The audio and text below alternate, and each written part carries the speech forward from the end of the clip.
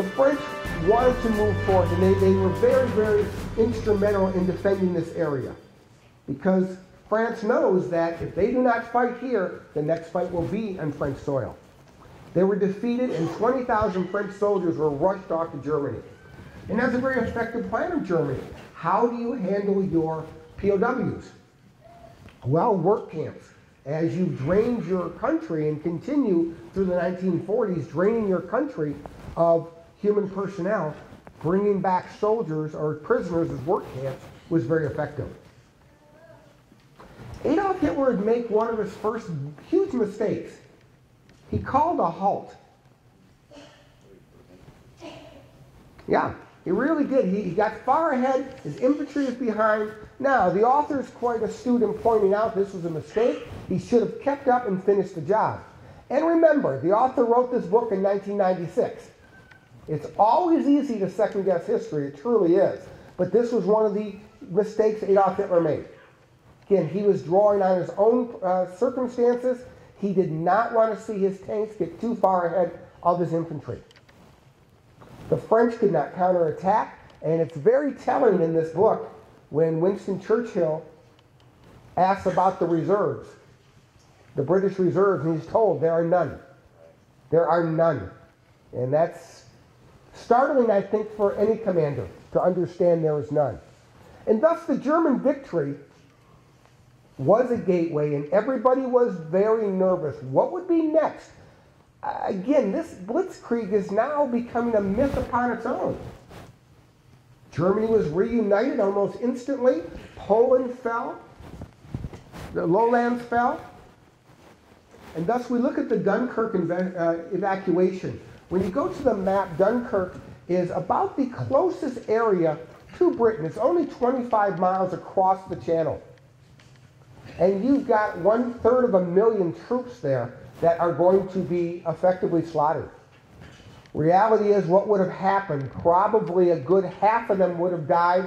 The other half likely would have been picked up and shipped back to Germany as POWs. And this is one of the greatest evacuations really in the history of warfare. Just an incredible evacuation where they are sneaking across this 25-mile channel with the rear guard fighting, holding off the Germans and saving the British Army. Ultimately, 335,000 were brought back. But as Winston Churchill could point out, wars are not won by evacuations. And again, this has the entire world very, very concerned. What is the fate of England? And we'll find out what's the fate of this technology.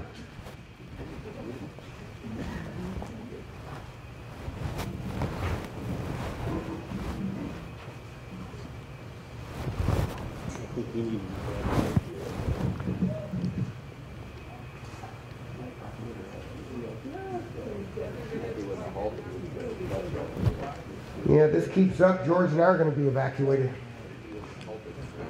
Forward. All right. So,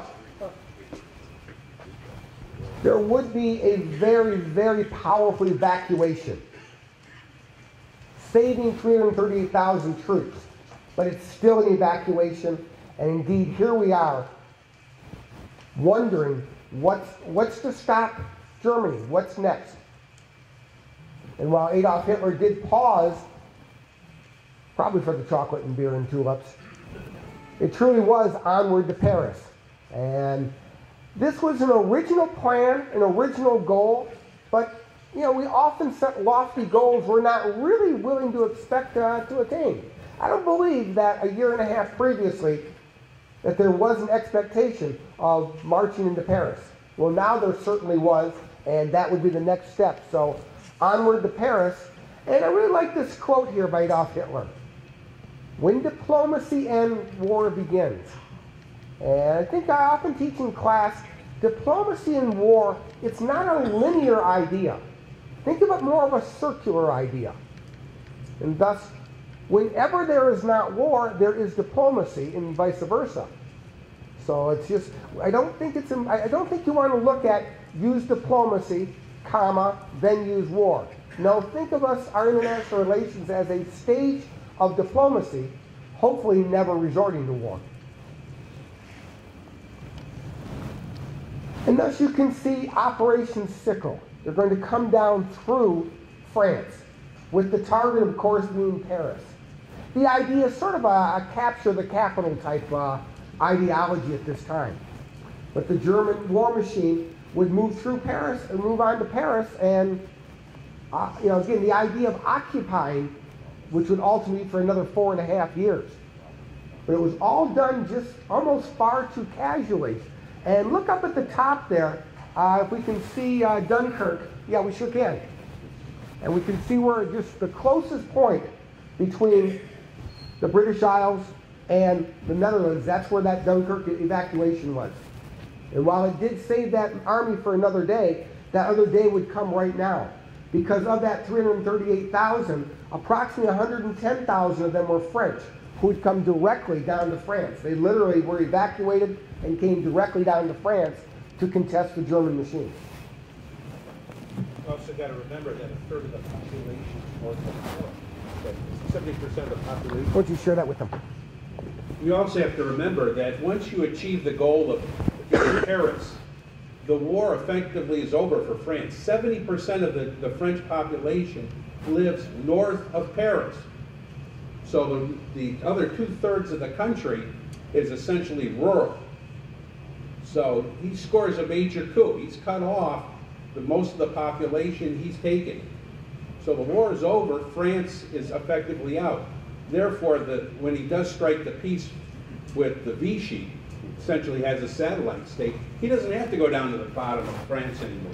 He can control it by satellite powers with Pétain.